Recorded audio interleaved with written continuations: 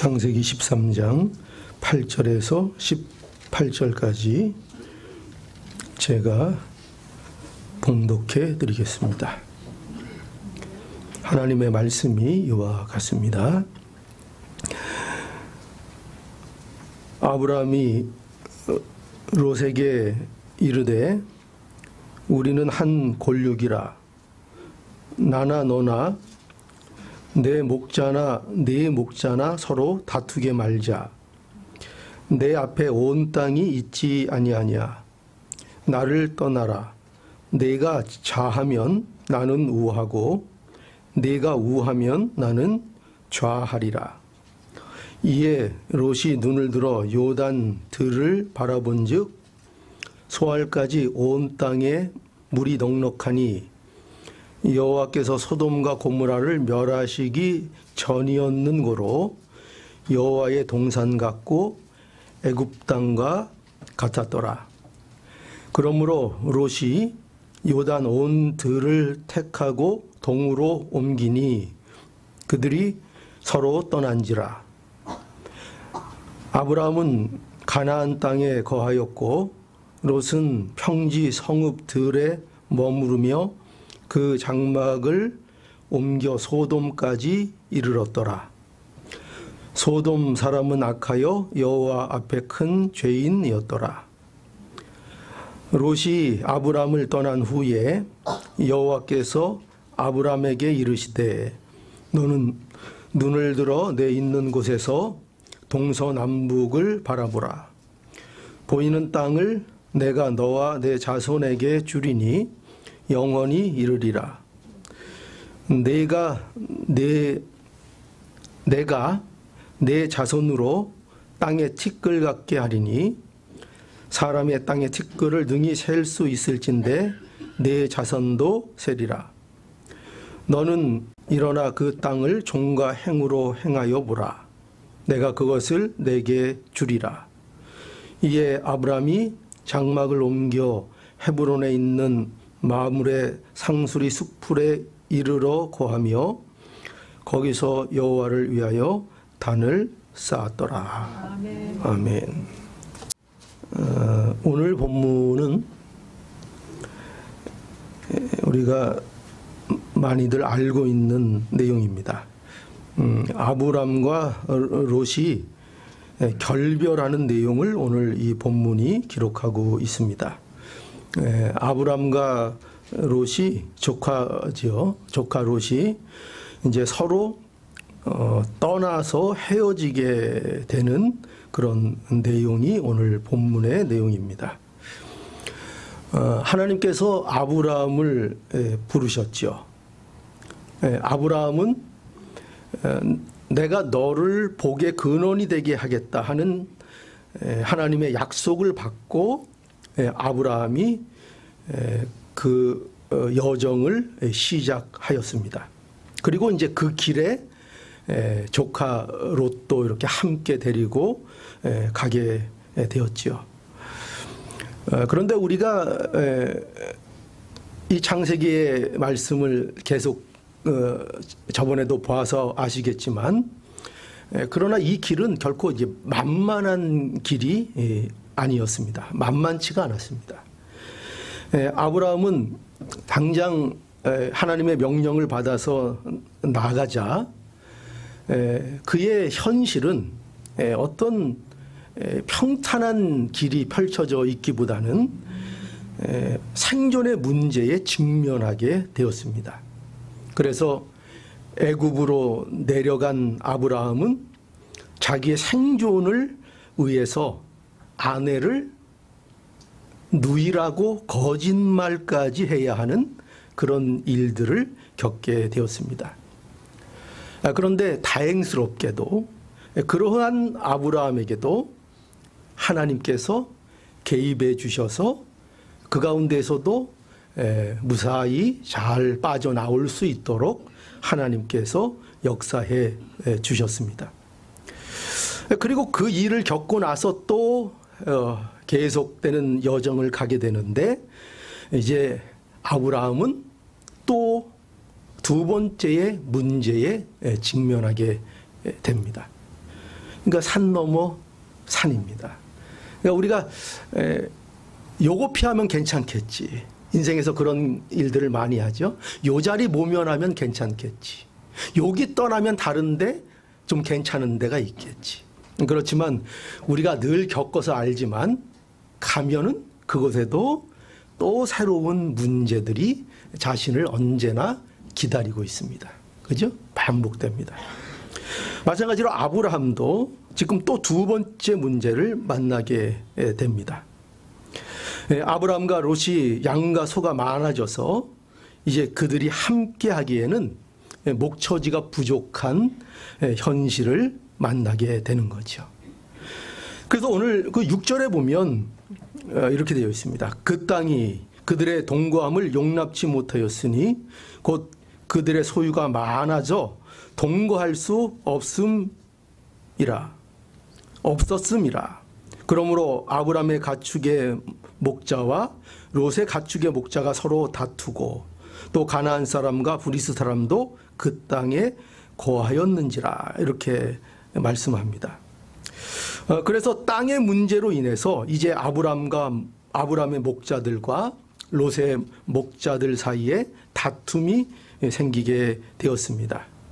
아브라함은 애굽의 의기를 넘겼지만 또 생존의 문제를 또 직면하게 된 것이죠. 그런데 중요한 건 뭐냐면요. 오늘 이제 말씀드리고자 하는 중요한 게 뭐냐면 그런데 아브라함이 변했다는 것입니다. 아브라함이 애굽에서의 모습과는 다른 모습을 보여줍니다. 자, 8절과 9절을 한번 볼까요? 8절과 오늘 본문 9절 보겠습니다. 아브라함이 롯에게 이르되 우리는 한 골육이라 나나 너나 내 목자나 네 목자나 서로 다투게 말자. 그렇게 말하고 그리고 또 뭐라고 하죠? 내 앞에 온 땅이 있지 아니하냐. 나를 떠나라. 내가 좌하면 나는 우하고 내가 우하면 나는 좌하리라. 이렇게 아브라함이 말합니다. 이것은 굉장히 놀라운 일입니다. 아브라함은 지금 어떤 모습이었습니까? 그 전에만 해도 첫 번째 문제에서 어떤 일을 겪었습니까? 애굽에서 자기 한 몸 살자고 아내를 누이라고 속인 모습을 생각하면 그때와 지금 이 아브라함의 모습은 전혀 다른 분위기의 아브라함이라는 것을 우리가 눈치채게 됩니다. 아브라함이 조카 롯에게 땅의 선택권을 양보한 것입니다. 내가 좌하면 나는 우하고 내가 우하면 나는 좌하리라. 여러분 그 땅이 있잖아요. 오늘날도 땅이 굉장히 중요하죠. 그러나 오늘날 못지않게 아니면 어떻게 보면 더하게 땅을 선택하는 문제는 굉장히 중대한 문제였습니다. 이것은 그야말로 생존이 걸린 문제이죠. 좋은 땅을 차지한다는 것은 그들의 장래와 미래가 달린 문제입니다. 그들이 앞으로 어떻게 번영할 것인가, 어떻게 풍요를 누릴 것인가 하는 모든 결정적인 중요한 요소가 뭐냐면 어떤 땅을 차지하는가 하는 것입니다. 그런데 아브라함은 조카 롯에게 뭐라고 했다고요? 내가 좌하면 나는 우하고 내가 우하면 나는 좌하리라고 하면서 이 중요한 가장 중대한 문제에 있어서 조카 롯에게 양보합니다. 그에게 선택권을 먼저 줍니다. 여러분 우리가 한번 세상이라는 것을 생각해 볼까요? 세상은 과연 어떻습니까? 세상은 이 생존의 문제를 걸고 어떻게 살아가고 있습니까? 서로 경쟁하며 살아갑니다. 심지어 세상 자원을 차지하기 위하여 서로를 침략하고 서로를 얼마든지 죽일 수 있는 것이 세상의 구조이고 방식입니다. 여기 아브라함의 목자, 롯의 목자들의 다툼이 이런 세상의 속성을 잘 보여주고 있습니다. 땅을 차지하기 위해 자기 생존이 달린 문제에 경쟁하고 싸우는 것은 이 세상에서 어떻게 보면은 마땅한 것이라고 말할 수 있습니다. 그런데 그 세상 사람들이 마땅히 하고 있는 그 일을 아브라함은 여기서 어떻게 하고 있죠? 그렇게 하지 않았습니다. 아브라함은 여기에서 이 문제를, 이 중대한 문제를 직면해서 아브라함은 경쟁의 구조로 이 문제를 접근하지 않았습니다. 아브라함은 뭐라고 했습니까? 우리는 한 권력이라. 너나 내나, 내 목자나 내 목자나, 그래서 우리 서로 다투게 하지 말자, 이렇게 말을 합니다. 여기가 우리가 한 권력이라는 것은 우리가 한 형제다, 이런 뜻입니다. 그러니 우리가 누가 뭐래도 한 형제니 우리가 좋은 길을 모색해야 한다라고 아브라함이 말하고 있는 것입니다. 상황이 이렇게 됐으니 에이 어쩔 수 없다, 우리 헤어지자, 이런 투가 아닙니다. 그렇게 말하고 있는 것이 아니라 아브라함은 우리가 어떠한 상황이 닥쳐도 우리는 한 형제가 아니냐, 그러니 우리는 어떻게 해서든지 좋은 길을 모색해서 좋은 길로 나갈 수 있도록 하자. 아브라함이 이렇게 말하는 것입니다. 아브라함은 롯과의 관계를 소중히 여기며 그 관계가 어긋나지 않도록 하는 길을 모색하고 있는 것입니다. 아브라함은 자신의 경제적 이득이나 생존의 문제보다 뭘 더 귀하게 여기고 있습니까? 관계입니다. 내가 어떻게 이것을 통해서 더 세상의 자원을 획득하고 이득을 찾아내느냐에 관심이 있는 것이 아니라 이 생존의 문제를 직면해서 아브라함은 관계의 소중함을 지키고자 하는 것입니다. 그것보다, 내 생존의 문제보다 조카 롯과의 관계의 귀함을 더 아는 그 모습을 이 아브라함이 보여주고 있는 거죠. 그런데 여러분, 아브라함은요, 여기에서 생각이 그치는 것이 아니라 지금 아브라함은 굉장히 어떻게 보면 우리가 신앙인으로서 어떻게 살아가야 되는가 하는 가장 모범적인 모습을 이 모습 속에서는 보여주고 있다고 해도 과언이 아닙니다. 아브라함은 또 무엇을 생각하고 있는가? 아브라함은 이 생존의 문제로 인하여 하나님의 영광에 대하여 생각하고 있습니다. 하나님의 영광이 가려지지 않으려는 그 마음을 아브라함은 갖고 있습니다. 여기 본문에 보면은요, 그 땅에 지금 다툼이 일어난 그 땅에 아브라함과 롯만 있었던 것이 아니라 가나안 사람과 브리스 사람도 그 땅에 함께 거하였다, 이렇게 기록하고 있습니다. 그래서 아브라함은 이방 사람들에게 자식처럼 함께했던 조카의 땅의 문제로 그의 목자들이 다투는 이 일로 인하여 그들에게 하나님의 영광을 가리는 이런 일들이 나타나지 않기를 아브라함은 바랬습니다. 그래서 이처럼 아브라함은 지금 뭘 생각하고 있습니까? 이 생존의 문제가 걸려있는 이 가운데 있어도 아브라함은 무엇을 염두하고 있습니까? 하나님의 영광을 염두하고 있다는 것입니다. 하나님의 사람으로서 어떻게 살아야 하는가, 이 문제를 놓지 않고 계속 염두하여 모든 일들을 생각하고 있는 아브라함의 모습을 우리에게 보여줍니다. 여러분, 여기에서 우리가 무엇을 보게 되죠? 하나님께서 아브라함을 부르시고 그의 인생 속에서 무엇을 만들어 가시는가를 볼 수 있는 것입니다. 우리는 이 내용을 통해서 무엇을 보아야 하는가?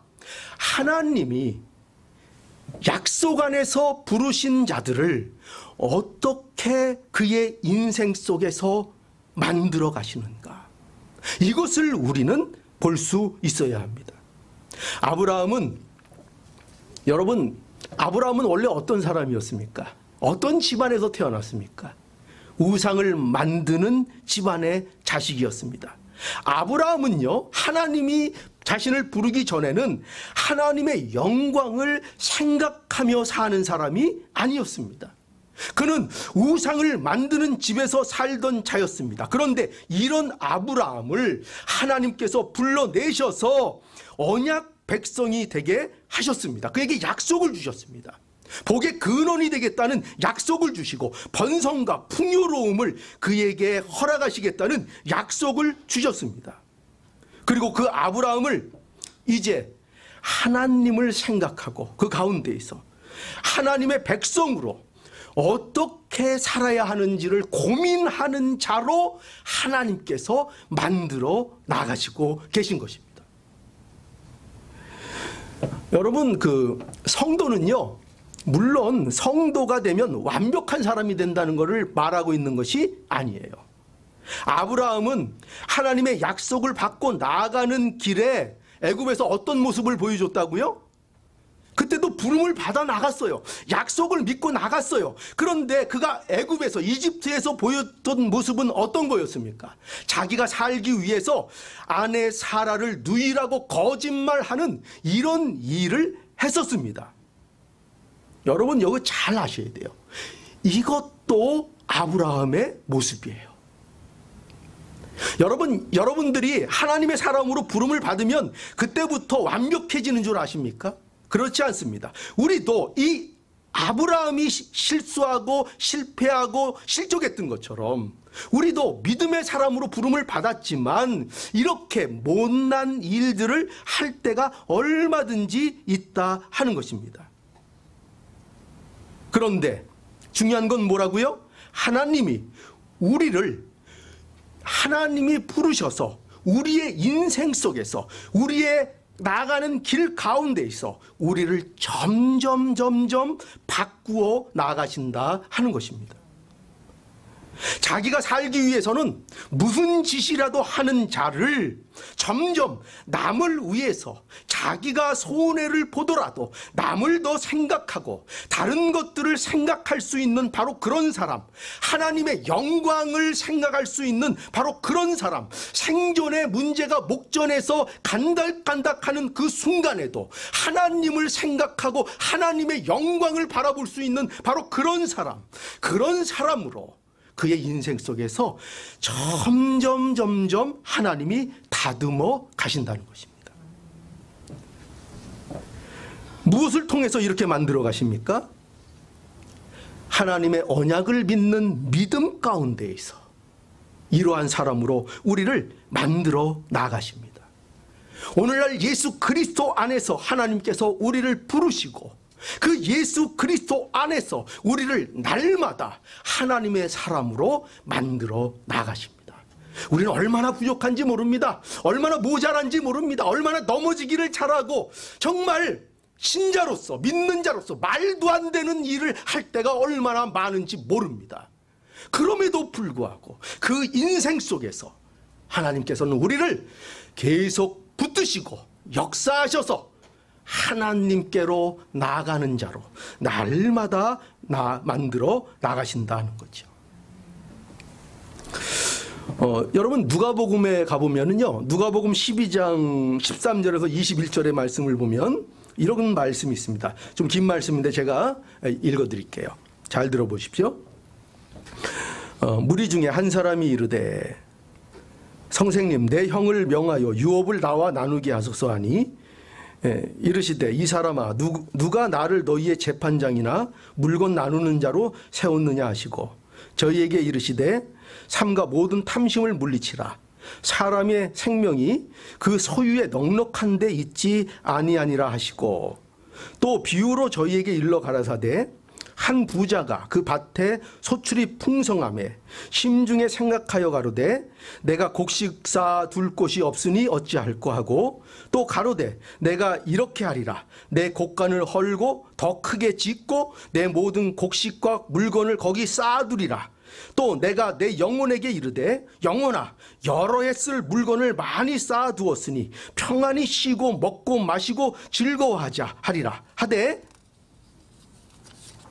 하나님은 이르시되 어리석은 자여, 오늘 밤에 내 영혼을 도로 찾으리니 그러면 내 예비한 것이 네 것이 되겠느냐 하셨으니 자기를 위하여 재물을 쌓아두고 하나님께 대하여 부요치 못한 자가 이와 같으니라.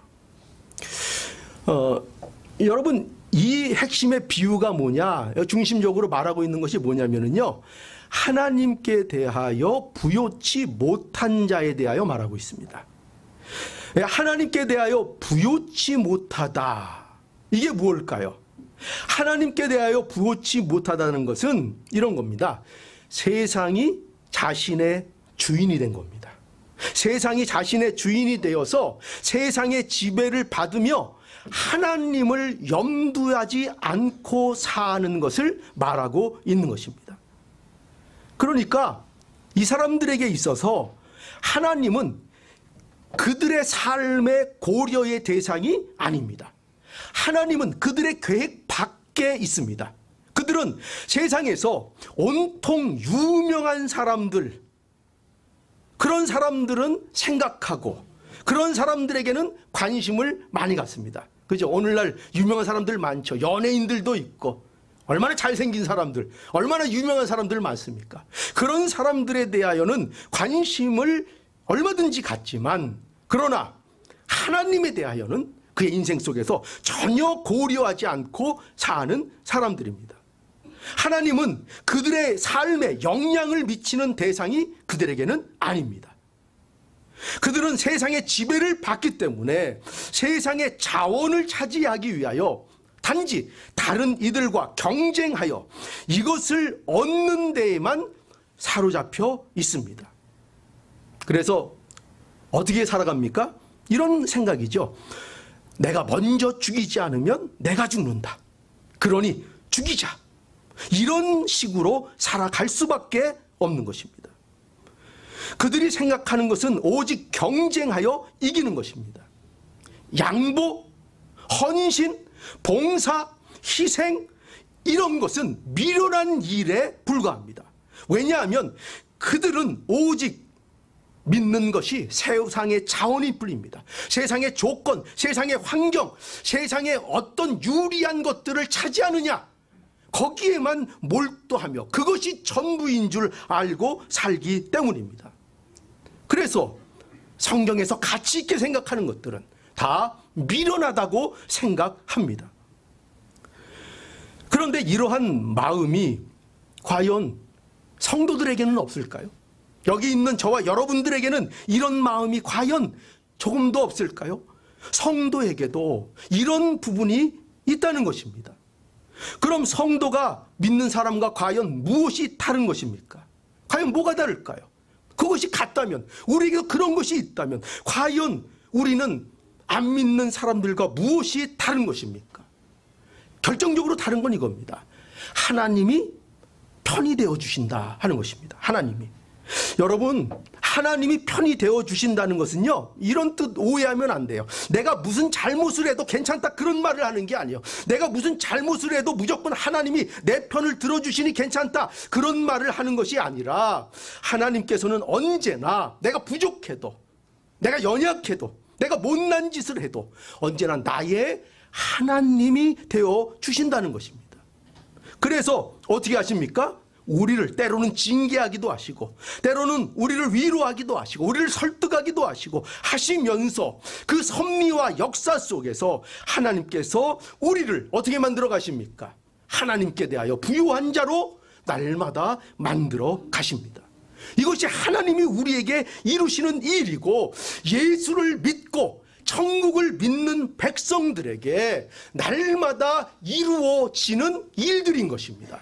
다른 거를 꿈꾸면 안 돼요. 우리가 무엇을 소망하고 무엇을 꿈꾸고 무엇을 기대합니까?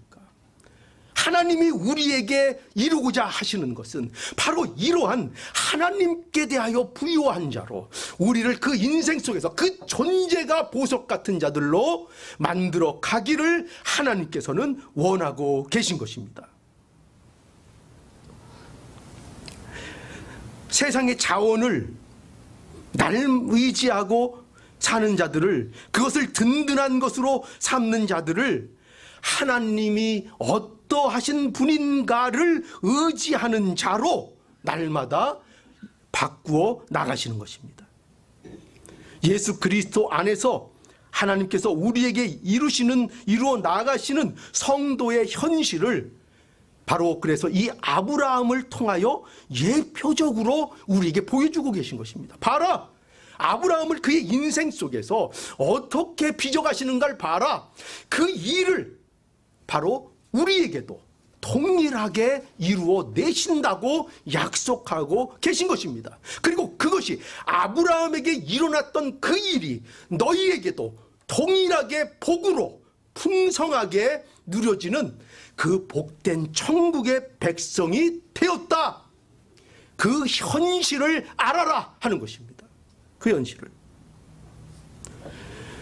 그래서 여러분, 사실 오랜 신앙생활을 한다는 것은요, 참으로 복된 겁니다.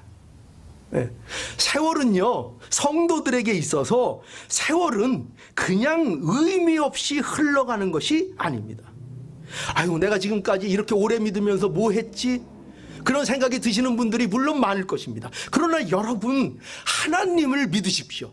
여러분 자신을 믿지 마시고 하나님께서 그 성도들의 삶 속에서 그 성도라 이름하는 자들에게 이루어 내시는 것을 믿으시기 바랍니다.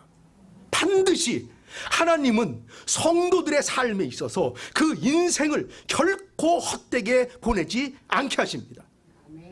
10년, 20년, 30년 그 세월을 통해서 하나님께서 반드시 우리 안에 보석과 같이 마치 진주가 이물질을 가지고 그 안에서 그 조개가 진주를 만들어내듯이 우리는 몰랐는데, 우리 안에는 진주가 있는지를 몰랐는데 어느새 세월이 흐르고 보니 나중에 그 안에 진주가 있었다는 것을 발견하는 그날이 반드시 우리에게 올 것입니다. 하나님이 그 역사를 끊임없이 우리 속에 이루어내고 계십니다. 우리는 이것을 믿는 것입니다. 우리의 이 다름을 믿는 것입니다. 세상 사람들과는 다른 우리의 현실을 우리는 믿는 것입니다. 이것이 성도입니다. 여러분, 이러한 복과 이러한 확신이 없으면 과연 우리가 왜 신앙생활을 하며 왜 하나님을 의지하며 왜 우리가 천국을 소망하는 사람으로 살아가야 합니까? 우리에게 있어서 신앙은 실제적인 것입니다. 우리를 하나님께서 이 자리로 불러주셨습니다. 하나님께 대하여 점점 부유한 자로. 그래서 이 말씀을 보면요, 이 전개가 놀라워요. 여기 14절부터 보면은요, 이제 14절에서 18절 한번 볼 텐데요, 여기 보면은 이 말씀이 너무나 놀랍습니다. 이 흐름을 잘 생각해 보십시오. 자, 14절 보겠습니다. 롯이 아브라함을 떠난 후에 여호와께서 아브라함에게 이르시되 너는 눈을 들어 너 있는 곳에서 동서남북을 바라보라. 보이는 땅을 내가 너와 내 자손에게 주리니 영원히 이르리라. 내가 내 자손으로 땅에 티끌 같게 하리니 사람이 땅의 티끌을 능히 셀 수 있을진데 내 자손도 세리라. 너는 일어나 그 땅을 종과 행으로 행하여 보라. 내가 그것을 너에게 주리라. 이에 아브라함이 장막을 옮겨 헤브론에 있는 마브리 상수리 수풀에 이르러 거하며 거기서 여호와를 위하여 단을 쌓았더라. 여러분, 참으로 놀라운 것입니다. 롯이 아브라함을 떠난 후에 여기 보면은 이거 지금 하나님께서 아브라함에게 하신 말씀입니다. 그렇죠? 근데 그 말씀이 뭡니까? 너는 눈을 들어 너 있는 곳에서 동서남북을 바라보라. 이렇게 하셨고, 그리고 보이는 땅을 내가 너와 내 자손에게 주리라. 번성에 대한 약속. 그리고 그 땅에서 번성을 약속하십니다.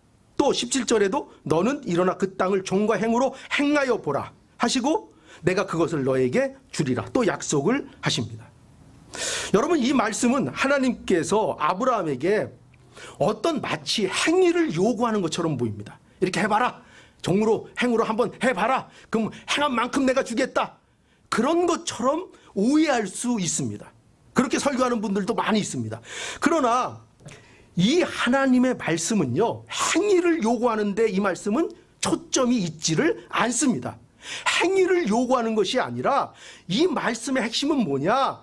하나님의 약속의 재확인입니다. 하나님이 무엇을 약속했는가를 재확인하고 있는 것입니다. 어떤 약속이죠? 아브라함을 부르실 때 주신 약속이죠. 창세기 12장 2절, 내가 너로 큰 민족을 이루고 내게 복을 주어 내 이름을 창대케 하리라. 너를 복의 근원이 되게 하겠다라는 그 약속에 대한 재확인을 해 주시는 것입니다. 자, 보십시오. 왜 여기서 제가 이렇게 열을 내는가? 너무나 놀랍지 않습니까? 뭐가 놀라운가? 지금 아브라함이 하나님의 약속의 성취를 어느 시점에서 확인해 주시고 있는지를 우리는 봐야 합니다. 아브라함이 당장 확인할 수 있는 것이 지금 아무것도 없습니다. 아브라함은 복을 약속받고 나왔습니다. 땅을 주시겠다고 했습니다. 그는 지금 그러나 아브라함의 현실은 그 어떤 땅도 실제로 소유하지 못한 상태입니다. 아브라함은 번성을 약속받았습니다. 그러나 그에게는 아직 자녀가 하나도 없습니다. 그리고 자녀처럼 생각하고 있었던, 함께했던 롯도 자기와 이제 결별하여 떠났습니다. 게다가 번성과 풍요의 가장 중요한 자원이 되는 땅의 선택권마저 양보했습니다. 가장 중요한 땅의 문제, 경제적 문제, 가장 큰 것을 양보했지요. 그런데 그럼에도 불구하고 보십시오. 그 맥락 속에서 롯이 아브라함을 떠나자 무엇이 확인되고 있습니까? 야, 아브라함아, 너 내가 이렇게 계획했는데 사정이 보니까 그게 좀 힘들겠다. 하나님이 지금 그렇게 말씀하고 계십니까? 아닙니다. 그 많은 이 약속이 이루어질 것 같지 않은 현실이 아브라함의 현실 앞에 계속 나타나는데 하나님께서 그 현실 앞에서 뭐를 약속하고 계십니까? 하나님께서 이루시겠다는 그 약속을 다시 확인하고 계신 것을 보게 됩니다. 그렇죠? 무엇을 우리에게 알게 하십니까? 하나님의 약속은 다르다는 거죠. 하나님의 약속은 어떻게 다른가? 하나님의 약속은 세상의 구조나 세상의 방식으로 얻게 되는 것이 아니라 오직 어떻게 얻게 되는 것이라고요? 하나님의 신실하심, 하나님의 신실하심, 하나님의 약속의 신실하심, 하나님의 어떠하심에 너희의 미래가 있다고 말씀하고 있는 것입니다. 내가 약속의 하나님이신 거로, 내가 그 약속에 대한 변함이 없는 하나님인 거로, 내가 이 약속을 너희에게 이루어 내겠다. 어떠한 일이 있어도. 이것이 하나님의 일하심이라는 것입니다. 여러분, 그래서 우리는 이것을 분명하게 알아야죠. 아브라함에게 하나님께서 약속하시고 이루신 그 현실은 오늘 우리에게도 동일하게 이루어집니다. 아브라함이 그런 것처럼 우리도 생존의 문제를 현실적으로 날마다 직면하게 됩니다. 그리고 우리는 그 현실의 문제 앞에 때로는 넘어지기도 하고 때로는 못난 모습을 보이기도 합니다. 아브라함이 애굽에서 자기 살자고 거짓말했던 것처럼 했던 그 모습, 그 욕할 게 아니에요. 그게 늘 우리에게 일어나는 모습이에요. 우리 안에 그런 모습이 늘 있어요. 그런데 그럼에도 불구하고 하나님께서 우리를 포기하지 아니하시고 우리의 편을 들어주시고 우리의 실수와 우리의 그 못남과 우리의 그 연약함을 통해서 오늘도 그리스도 안에서 우리를 만들어 가십니다. 이게 복이죠. 무엇을 먹을까? 무엇을 마실까? 생존의 문제죠. 그렇죠? 생존의 문제에 사로잡혀서 늘 염려 가운데 있던 우리, 그리고 지금도 많이 염려하고 있는 우리를 어떻게 점점 변화시켜 나가십니까? 하나님의 나라와 그 의를 구하는, 하나님의 나라를 먼저 생각하는 자로 날마다 만들어 가십니다. 그래서 마태복음 6장 33절, 너희는 먼저 그의 나라와 그의 의를 구하라. 그리하면 그 모든 것을 너희에게 더하시리라. 이것이 우리에게 단지 욕으로만 말씀하는 것이 아니라 우리의 현실을 말하고 있는 것입니다. 우리의 현실. 성도가 어떤 자인가? 너희는 먼저 그의 나라와 그의 의를 구하라. 그런 자로 하나님께서 만들어 가시겠다. 그러면서 그렇다고 해서 너희들에게 허락하시는 그 모든 하나님의 약속이 잘못되는가? 그렇지 않다. 모든 것이 너희에게 이루어진다는 것을 말씀하고 있죠. 하나님께 대하여 부여치 못한 자를 하나님께 대하여 부유한 자로 날마다 우리 안에 이루어 가십니다. 세상에서 생존에 매여 경쟁자로 살던 우리를 이제 경쟁자로서 세상을 사는 것이 아니라 하나님 나라의 상속자로 사는 삶이 되도록 하나님이 우리를 만들어 가십니다. 그러니 여러분, 우리의 못남, 우리의 연약함에 낙심하지 마시고 오늘도 우리를 붙드시고 예수 그리스도 안에서 우리를 만들어 가시고 우리를 복 주시는 이 하나님의 약속의 신실하심을 믿는 사람으로 오늘도 살아가는 복이 있기를 축복합니다. 기도하시겠습니다.